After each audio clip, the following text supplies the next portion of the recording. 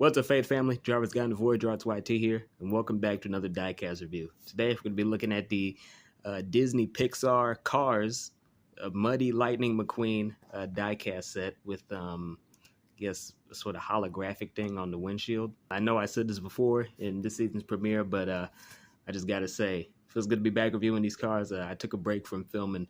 I don't know, I guess in the past few days, I've just been feeling kind of out of it, so being back here reviewing these cars, it's just really helping me out, help me figure this shit out. So thank you all for watching and supporting the videos. This is very much appreciated, and you guys are what keeps me going. With that sentimental nonsense aside, let's just hop right into the review and talk about this very interesting car. This is kind of uncharted territory for diecast reviews, as I don't think we've actually reviewed a Disney Pixar Cars diecast before.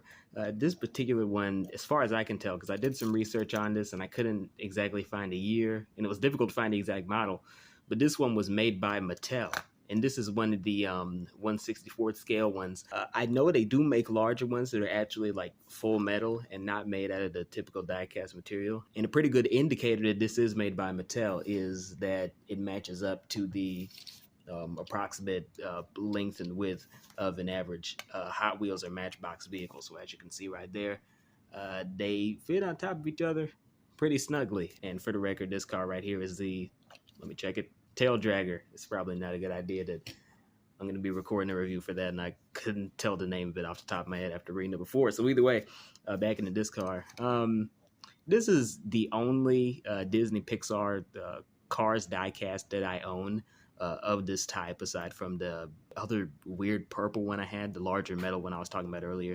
This is the only one I have, and I never really liked this one. Being the Muddy Lightning McQueen, of course, is going to have the whole muddy aesthetic going on. The wheels are brown, and there's a brown gradient fade of the sides, which on the newer models, on the newer Cars 3 models of the Muddy Lightning McQueen variant, they actually do have actual graphics, actual intentional design for like the mud splatters and all that, instead of just this weird gradient they have going on here.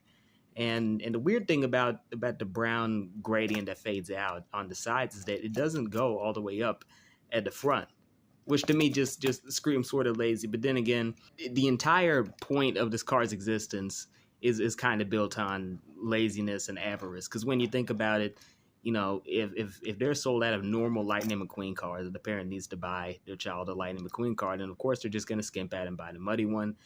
And even then, on a larger, I guess, macroeconomic scale, if, you know, you have a dollar store like, say, Dollar General or Family Dollar, which is where I think this car was acquired from, they may not want to order what may be the higher priced and more expensive normal models of the characters, so like non-Muddy Lightning McQueen or Mater, so they may just go ahead and buy the cheaper stock that Mattel has, so, you know, they can still fill out their toy inventory and have something cheap that they can sell at their usual dollar margins, or actually, as of 2021, it's $1.25 margins. And with that thought, it's already concerning me how much the world has changed. But either way, bonds and inflation has just gotten too damn high. As you can see, my particular model is pretty torn up. The paint's chipped off all over the place, in the back, at the top, not much at the front.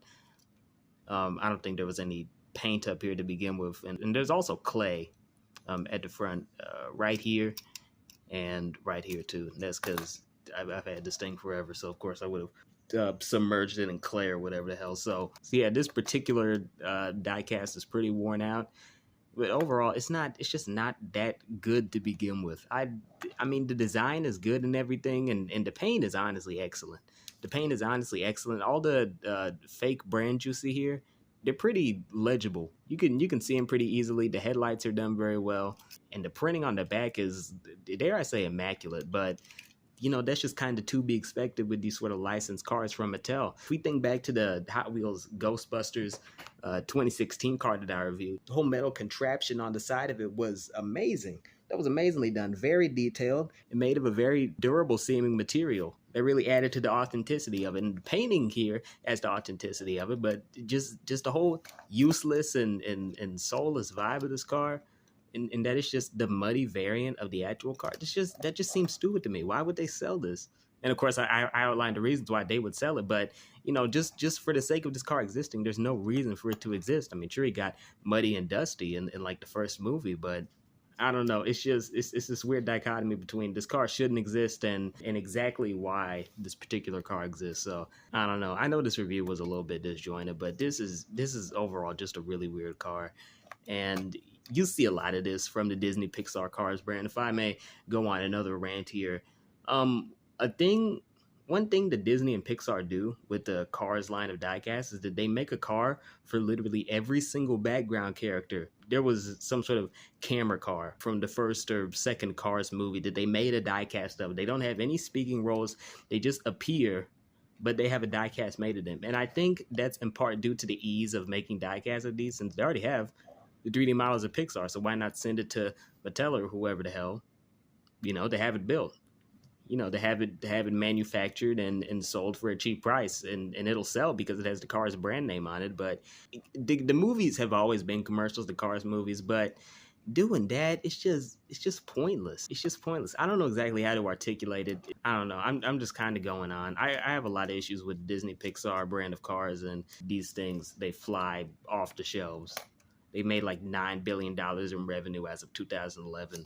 People just love these things. I don't know. At least the build quality is good. So I don't know what the hell. But this particular car is just it's just really pointless, and it kind of epitomizes all of my issues with this particular diecast brand and with the Cars franchise in general. Even though I do like the first and third movie. So either way, with that said, that's been the Muddy Lightning McQueen diecast. If you absolutely love Disney Pixar's cars, then I would probably pick this up. But if you're just a regular diecast car collector, then I absolutely cannot recommend this. This is just it's stupid and it's useless. So yeah, with that said, that's all I have to say. Thank you all for watching. Driver's gotten out. Have a good night, or probably morning, since I usually upload these in the morning. But either way, I'm out.